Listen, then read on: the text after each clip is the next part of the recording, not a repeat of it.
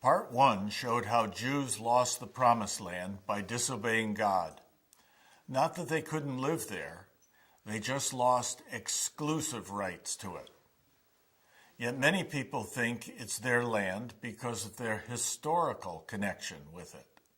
According to former Israeli Prime Minister Menachem Begin's government, the Jewish people have an unchallengeable, eternal, historic right to the land of Israel. That is, Palestine. Is this true? Let's consider the historical record. Israelite tribes inhabited the land from about 1200 BC until 1050 BC, when unified Hebrew control began with the Kingdom of Israel, which ruled until 931 BC. Then it split into Judah and Israel, also known as Judea and Samaria. In 722 BC, Israel was destroyed, and in 586 BC, Judah was destroyed. Another Hebrew state ruled from 166 BC to 63 BC. Overall, Israelites or Hebrews controlled all or part of the land about 717 of the immediate 1200 years before Christ. The rest of that period, Assyrians, Babylonians, Persians, Greeks, and Romans ruled in that order. Even then, varying numbers of Hebrews lived there and sometimes had limited power through Jewish kings like Herod the Great, a puppet of the Romans.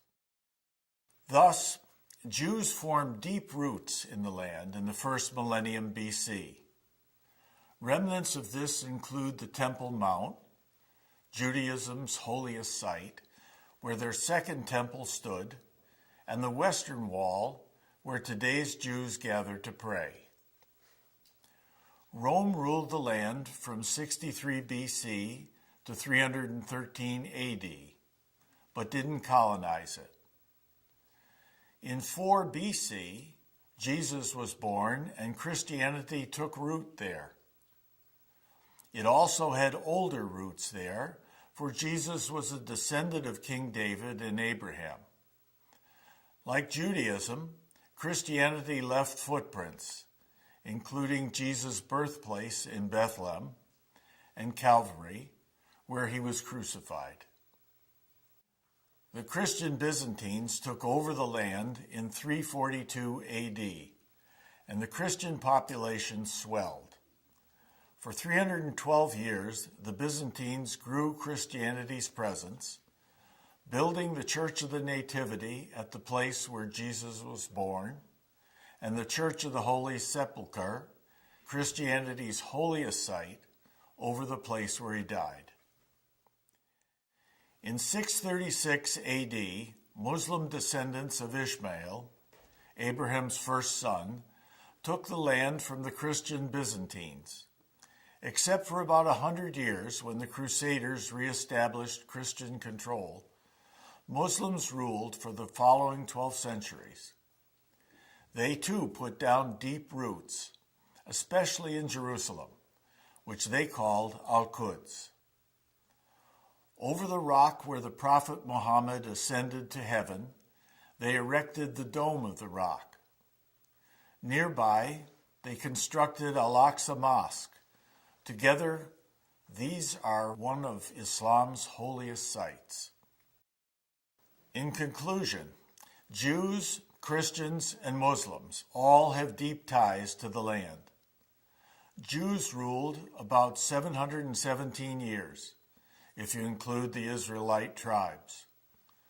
Christians ruled about 412 years, and Muslims about 1,180 years.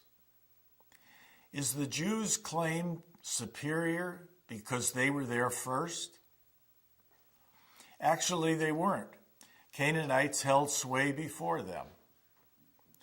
And while Muslims ruled well after the Hebrews, They ruled much longer and more recently. Whether the Jewish or Muslim case carries more weight would seem to depend more upon one's point of view than on any objective standard. In any case, history does not support exclusive Jewish rights to the land. Muslim and Christian Palestinians also have a right to it. But does the Holocaust justify Jewish claims to the land? Watch Part 3.